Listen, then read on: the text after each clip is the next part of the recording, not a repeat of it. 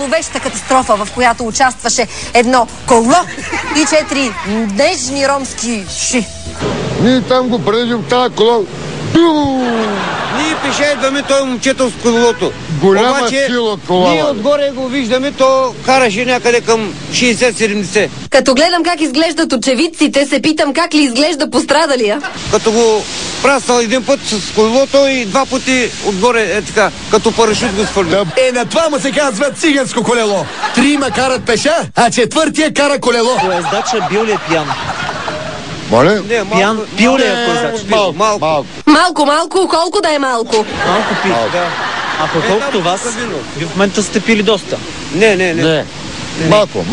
Така да е, малко по малко и става голямо. Това малко може да е видял колата той. Сега, господине, мога ви моля, ние видяхме случай, че удари тази кола с силно положение. Доста сте пили. Не сме пили доста. То така Аз съм изглежда. така говоря, плюс това съм чистоглед момче. Аз не виждам. Ами то с тези градуси всичко му се е изчистило пред очите. Плюс това съм чистоглед момче. Са го ударили отдалеч. Виж колко направи кола, виж колко направи. Направо го съсипа това коло. Глед, за нищо не става вече. Ние бяхме 4 на гарата. Пехме по 2-3 ръки и от тук излизаме долу. Никаква вина няма шофьора. Поездача е виновен, защото той е пиян. И аз съм пиян. И 4 сме пияни.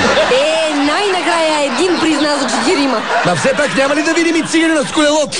В видимо добро състояние, пострадалият бе откаран в болница за преглед, а неговите приятели продължиха в посока към най-близката кръчма. Ръчко, хайде да те качвам на колото и да се прибираме вкъщи. Моля? Казвам да те качвам на колото и да се прибираме вкъщи. Много друсаш, Мария. Аз ще се прибера с метрото. За 10 минути съм в Бургас. Има лъч до Бургас. Ти по-скоро ще гребеш до Бургас, за да стигнеш там, което